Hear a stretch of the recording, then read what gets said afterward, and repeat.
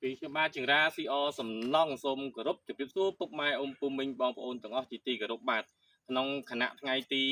6 ខែ 12 ឆ្នាំ 2025 នេះដែរខ្ញុំសូមមកបង្ហាញពីការងារលបងដែលខ្ញុំសាងសង់បន្តិចបាទកន្លែងនេះយើងធ្វើជាសសរភ្លោះដូចជាខ្ញុំនិយាយរដងអញ្ចឹងមានន័យថា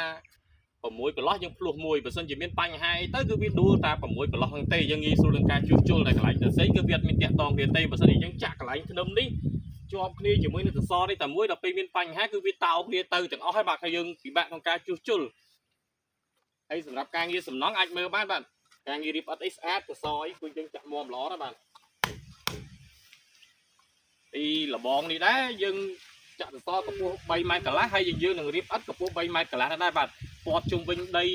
ចំនួន3ហិកតាបាទដីនេះចំនួន3ហិកតាដីចកាស្វាយហើយដែលមានផ្ទះលំហែនៅចំកណ្ដាលដែលខ្ញុំសាងសង់ឲ្យម្ចាស់គម្រោងរីរាល់ហើយអស់ហើយឥឡូវនេះយើងកំពុងតែបន្តការងារលបងជុំវិញដីនេះជូនគាត់បន្តទៀតបាទបើសិនជាពុកម៉ែអ៊ំពុំមីងបងប្អូនទាំងអស់មានចំណាប់អារម្មណ៍សាងសង់លបងបាទលបងដីតូចធំអីអាចតាក់ទងមកខ្ញុំបានហើយជាមួយនឹងផ្ទះជួសជុលផ្ទះសាងសង់ផ្ទះអាចតាក់ទងមកខ្ញុំបានជាងរាស៊ីអសំណង់ទទួលមកការសាងសង់និងជួសជុលផ្ទះ25ខេត្តក្រុងបាទជាចុងក្រោយក៏សូ